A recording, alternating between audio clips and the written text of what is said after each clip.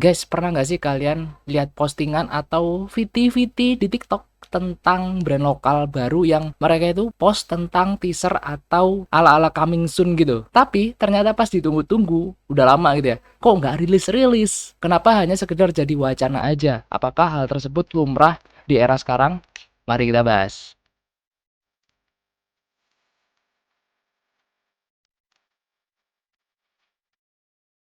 Halo good people, balik lagi sama aku Gajar kayak Pepper Clouds. Oke teman-teman, gimana kabarnya? Semoga kita selalu diberikan kesehatan dan kelancaran rezeki. Amin. Untuk video kali ini aku pengen membahas tentang Gen Z yang dimana kalau misalnya kalian lihat di TikTok gitu ya, banyak banget keluar VT-VT tentang hal ini teman-teman. Dan ya karena aku sering ngikutin clothingan lokal, brand-brand luar juga, at least ya searchku itu kebanyakan tentang clothingan. Dan kalau misalnya kalian juga nontonnya mungkin tentang clothingan, pasti FYP-nya akan relate mungkin dengan konten yang aku buat ini. Berawal dari waktu itu aku lihat ada brand baru gitu ya, ada brand baru yang menurutku menarik dari cara dia bikin kontennya, menarik engagement, yang dimana waktu itu kalau nggak salah VT-nya tuh tentang dia itu diremehkan sama orang lain, dianggap udah selesai sekolah habis itu nganggur, kemudian nyoba desain bikin logo untuk brandnya, kemudian diterusin sampai mock-up produknya dan gimmick-gimmick lainnya teman-teman. Dan menurutku itu menarik, pada saat itu aku coba ikutin. Dan dari situ akhirnya aku tertarik juga gitu untuk ngikutin ini mau gimana nih perkembangan konten-kontennya bakalan seperti apa. Karena menurutku pada saat itu aku melihatnya engagement-nya pun bagus dan banyak orang yang suka gitu atau banyak orang yang komen di postingan tersebut. Kemudian ke skip beberapa bulan, akhirnya aku ingat gitu, oh ternyata brand A ya, aku sebut brand A tersebut, dia kok nggak pernah kelihatan lagi di FYP ku atau di home ku kayak gitu. Karena waktu itu aku sempat follow juga. Kok semakin kesini semakin nggak ada postingan segala macam. Jadi terakhirnya tuh dia cuma bikin mock up yang dimana dia itu bikin kalau nggak salah kaos dan hoodie atau jaket kayak gitu, aku lupa juga. Terus udah nggak ada kelanjutan untuk produksinya seperti apa dan segala macem kayak gitu. Dan setelah aku cek di profilnya, dan dari situ nggak ada kelanjutannya gitu. Jadi emang bener-bener cuma ya sekedar coming soon doang. Nah dari situ akhirnya kebanyakan FYP ku keluarnya tuh modelan-modelan atau rumusan konten-konten yang seperti itu. Ya udah akhirnya dari situ aku coba untuk pelajari fenomena ini teman-teman. Dan dari sekian banyak analisis yang aku pelajari dari TikTok dan pengalamanku megang beberapa grup gitu ya, dari beberapa subscriberku, itu memang kebanyakan Gen Z gitu yang melakukan hal-hal seperti ini. Tapi ini aku nggak mengeneralisir 100% Gen Z seperti itu. Banyak juga Gen Z yang memutuskan membuat clothing brand, tapi benar-benar mereka realisasikan. Mungkin ini akan aku coba memberikan gambaran aja. Kebanyakan dari Gen Z itu alasannya kenapa sih mereka itu tertarik untuk membuat clothing brandnya. Alasan pertama, kenapa Gen Z tertarik membuat clothing brand? Ekspresi diri. Nah, Gen Z ini kalau menurutku ya, mereka itu suka menyampaikan ide-ide mereka, kepribadiannya mereka, dan mungkin nilai-nilai yang mereka usung ya melalui fashion. Dan clothingan itu dianggap sebagai media kreatif yang tepat buat mereka.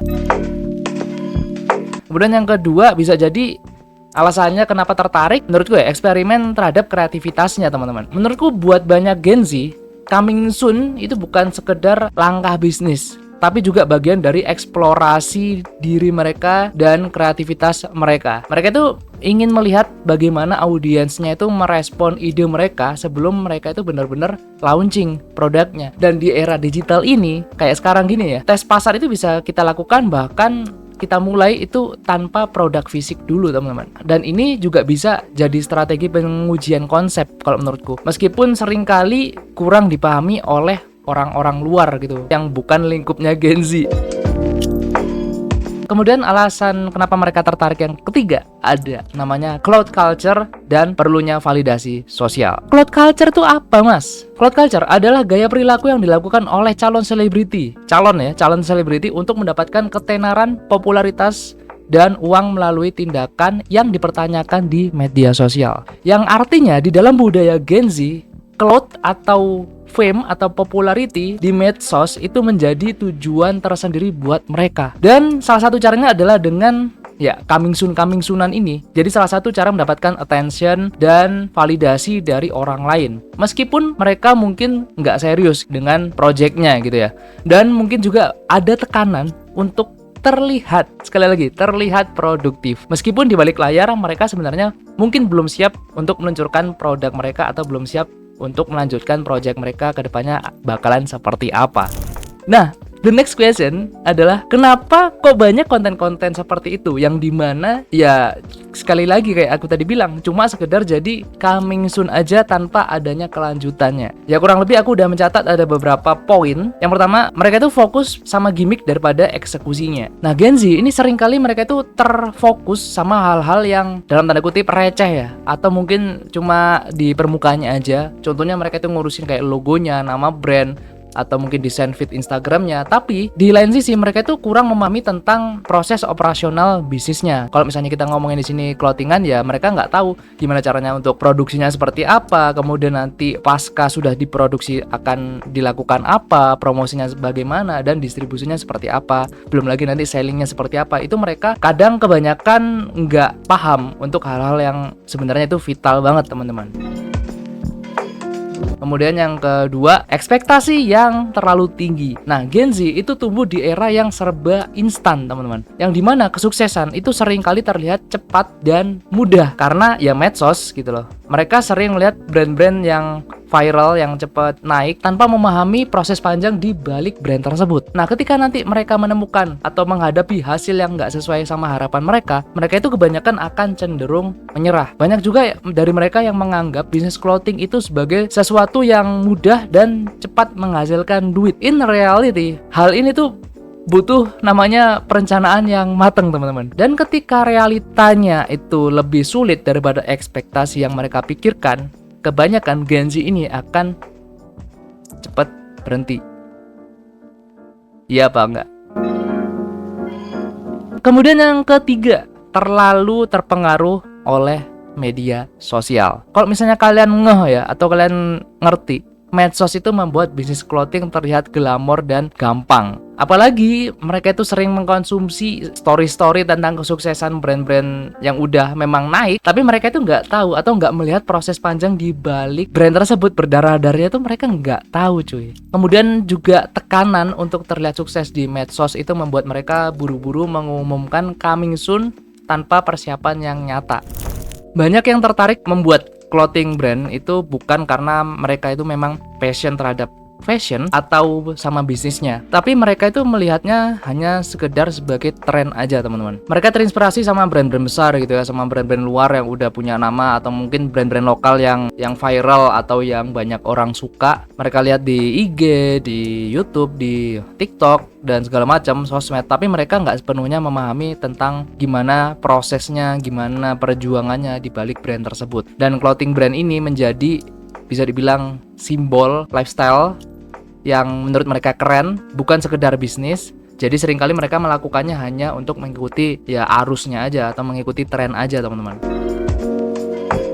Kemudian yang keempat, tantangan modal dan produksi. Nah, banyak Gen Z yang terbatas di desain awal, tetapi kesulitan memproduksi barang dalam skala besar.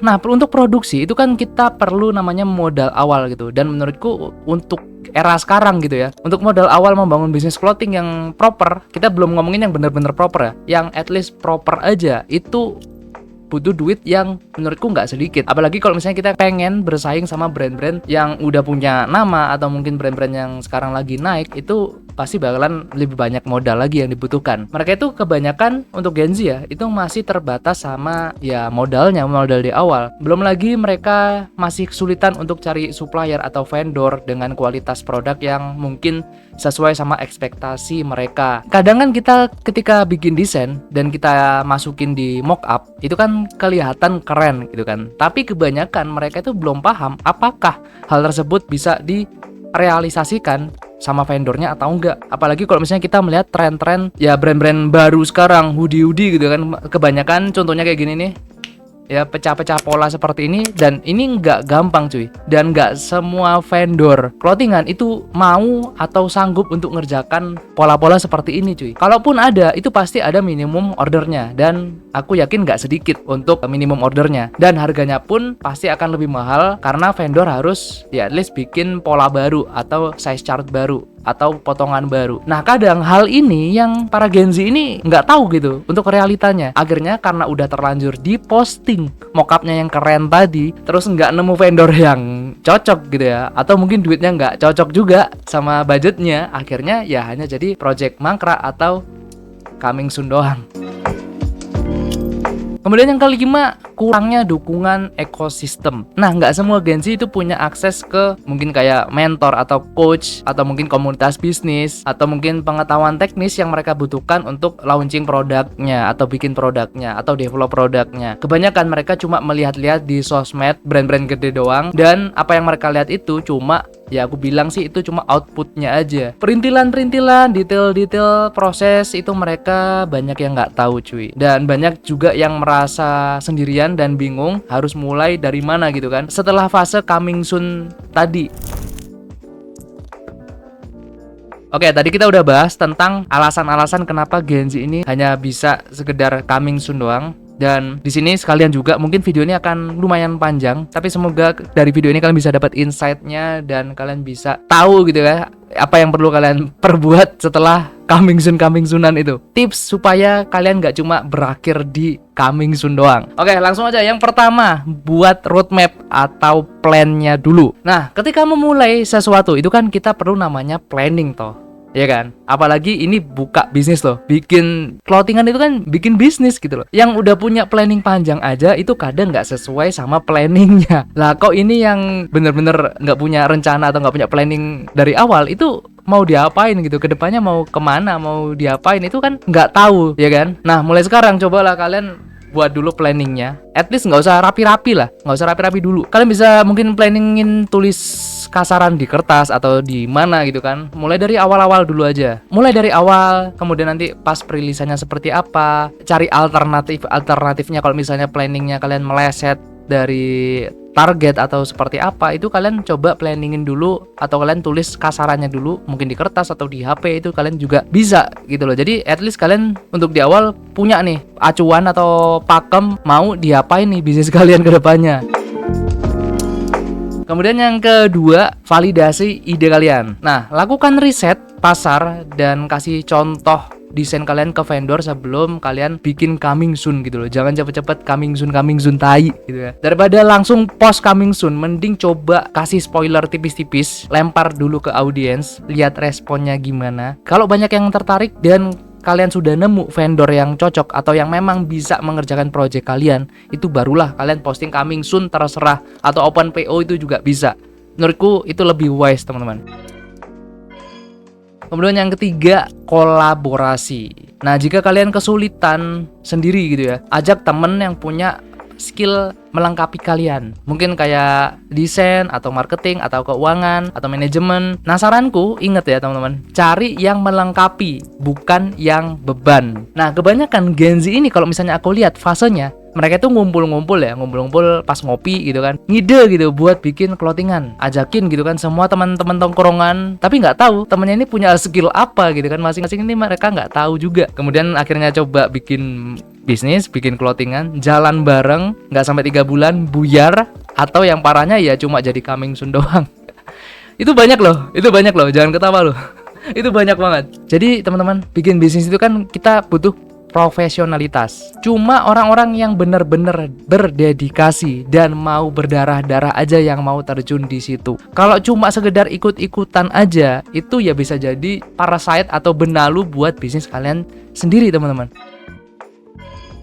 Kemudian yang keempat, tempa mental, kuatin mental. Nah, ini juga penting, perlu dipahami ya teman-teman, bahwa membangun bisnis itu perlu proses dan prosesnya nggak instan. Ingat, nggak instan. Kemudian saranku, jangan terlalu sering konsumsi konten tentang pencapaian orang lain. Contohnya misalnya kayak umur 19 udah bisa dapat duit 1M, umur 20 udah bisa beli mobil mewah, Torik 2 bulan naik gaji. Ingat teman-teman, apa yang disajikan di sosmed itu menurutku ya 98% adalah versi terbaiknya mereka.